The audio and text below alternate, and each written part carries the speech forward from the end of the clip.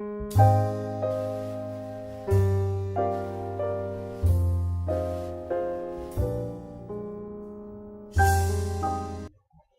I volunteered on Friday, April 20th, 2018 from 11 to 4 o'clock p.m. at St. Susan's.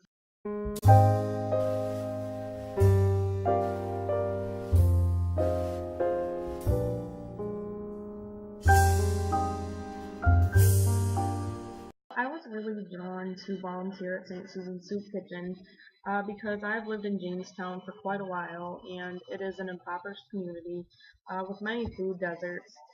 I was motivated to volunteer at St. Susan's because I wanted to make a difference in the environment and the community.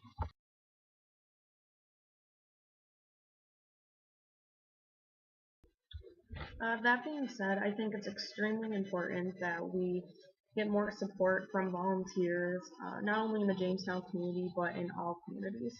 Volunteers can lower the costs for work that needs to get done, but they also offer so much more to the agency and the organizational culture. The organizational culture at the St. Susan Soup Kitchen was very friendly and helpful. Although I never received any formal training, the staff just helped me from moment to moment and showed me the ropes of how to get things done.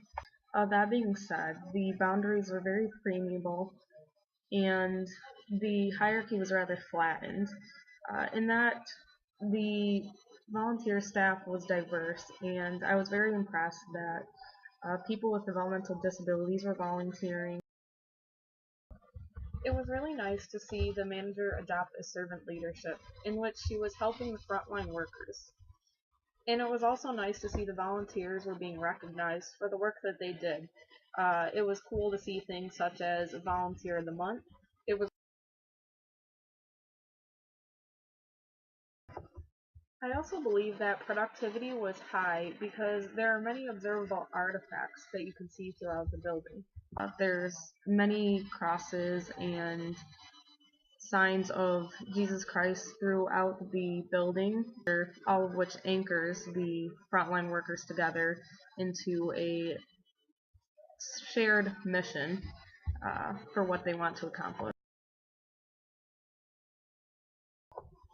And although at times the nature of the work was rather classical, in which the workers were functioning like a well-oiled machine, uh, there was definitely shades of the neoclassical theory within the work and volunteering experience that I endured.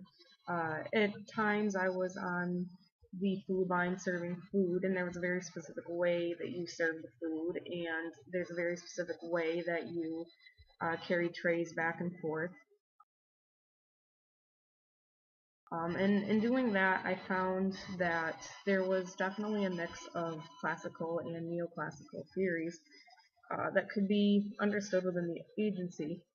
But overall, I would say the organization is rather neoclassical, in which workers are working together and they are working within the context of the agency. It's also interesting to figure out the informal and formal boundaries.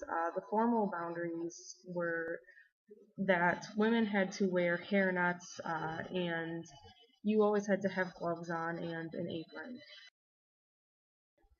But learning the informal boundaries was much more confusing, and it kind of presented a challenge in which I thought things were going to go terribly bad. I had banged a spatula against the side of a garbage can, and come to find out one of the cooks just said that you do not do that. That is just one of those things you don't do. I didn't know that, and I thought there was going to be some terrible repercussions for banging the spatula against the garbage, but it turns out that this is just one of those informal things that you do not do. In terms of Brene Brown's theory, my experience as a volunteer was quite different from my experience as an MSW intern. As a volunteer, uh, you are not really held to as of high as a standard, and the feeling of vulnerability is much more accepted. The organizational system is much more open at St. Susan's Kitchen, and all people are accepted regardless of their disabilities or educational status. However, as an MSW intern, expected to perform and carry out my duty as a social worker to service X amount of clients and get over my doubts and fears. And with that pressure as an MSW intern, I felt much more pressure to point my finger and blame others when things went wrong or mistakes were made. But as a volunteer, I did not feel this way. Everyone was more working together, and we didn't have such a high quota to meet and services to provide. So it was a less intense feeling, and I had much more time to interact and just be out on the floor and doing things with other volunteers. And there was just that feeling of vulnerability didn't affect me as much. What was most surprising about this volunteering experience is how rewarding it was.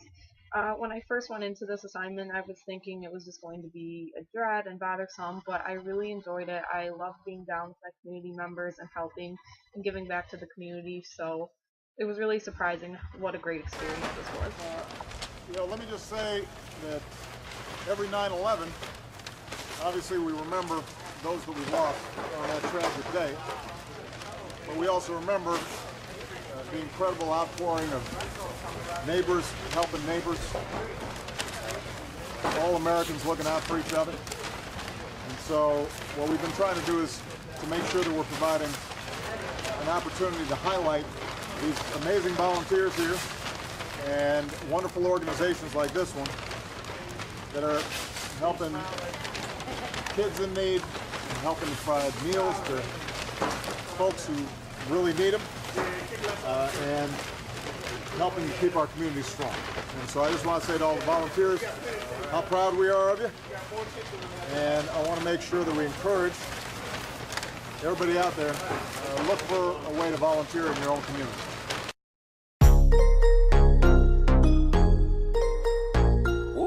Kidding. Yeah. Watch this. It's not